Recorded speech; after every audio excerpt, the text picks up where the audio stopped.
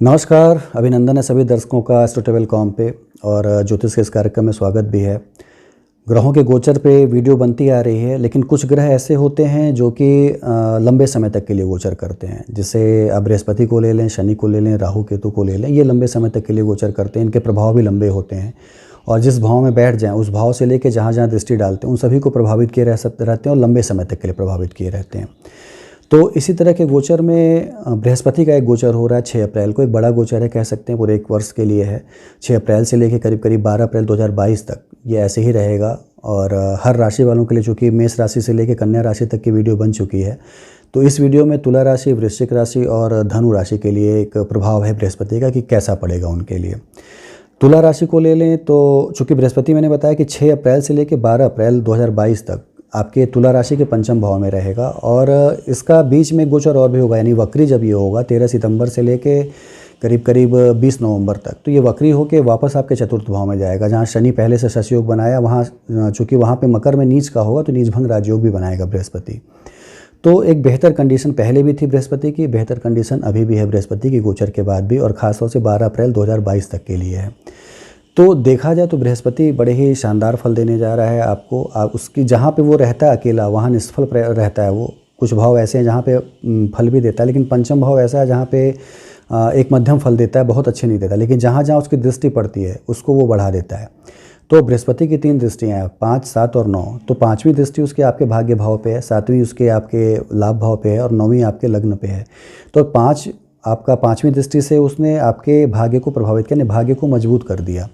तो भाग्य आपका जब मजबूत हो तो कुछ चीज़ें ऐसी भी पाएंगे जिसके लिए आपने कम मेहनत की थी। तो भाग्य भाव मजबूत हो जाना और पंचम भाव खुद भी बृहस्पति रहे तो निश्चित रूप से संतान में, विद्या में, बुद्धि में, सभी में विकास देना, भाग्य बस इतनी ऊंचाई पे ले जाना जहाँ पे आपने सोचा था कि पहुँचेंगे तो बड़ा अच्छा लगेगा, तो वो चीज़ें दे देना आपको। साथ ही आपके लाभ को बढ़ाना और बड़े भाई बहनों से संबंध अच्छे बनाना।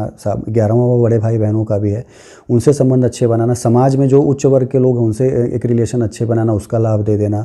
आपकी इस कमाई संपत्ति का लाभ दे देना, ये सारे लाभ बृहस्पति यहाँ पे देगा। साथ ही आपके खुद की राशि पे उसकी दृष्टि रहेगी 9वीं, तो आपके लग्न को, आपके शरीर को मजबूत बनाना और आपको बीमारी से बचाना, आपके पर्सनालिटी को एक तरह से रिप्रेजेंट करने योग्य बनाना, समाज में उसको एक अलग से रिकॉग्निशन दिलाना, ये सारी चीज़ें बृहस्पति करेगा।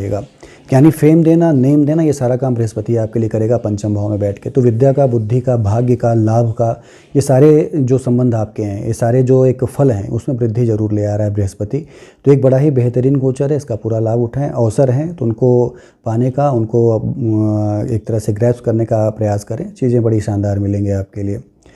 वृश्चिक राशि को ले लें तो वृश्चिक राशि के लिए बृहस्पति का जो गोचर है चतुर्थ भाव में होगा, क्योंकि फिलहाल अभी वो उनके तृतीय भाव में चला रहा था नीच का होके मकर राशि में, अब वो चतुर्थ भाव में आएगा। इनके लिए भी शानदार फल देगा एक तरह से आप देखें तो।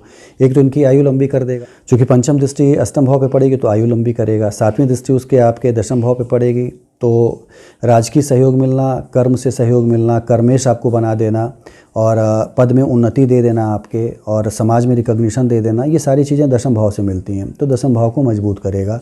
साथ ही आपके 12वें भाव पर उसकी दृष्टि पड़ेगी। तो अब बृहस्पति यहाँ पे आप देखेंगे तो चौथा भाव, 8वां भाव, 12वां भाव ये प्रभावित है।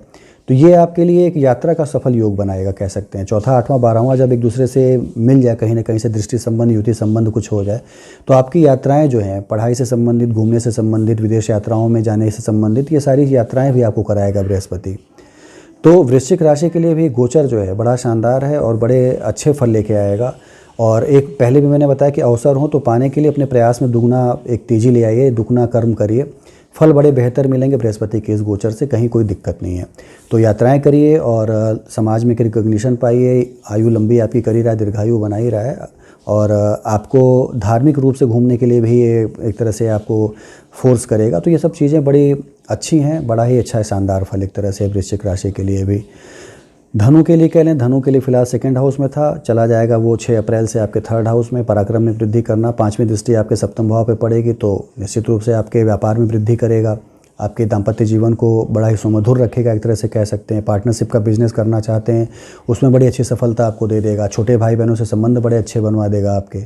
तो धनु राशि के लिए भी देखा जाए तो उसकी ये दृष्टि बड़ी कारगर है, कह सकते हैं 5वीं दृष्टि। 7वीं दृष्टि देखें तो आपके भाग्य भाव पे पड़ेगी, भाग्य को मजबूत करना, पिता से संबंध अच्छे चलना आपके, और पिता की भी तरक्की होना, आपकी भी तरक्की होना, ये सारी चीज़ें बृहस्पति यहाँ पे करेगा।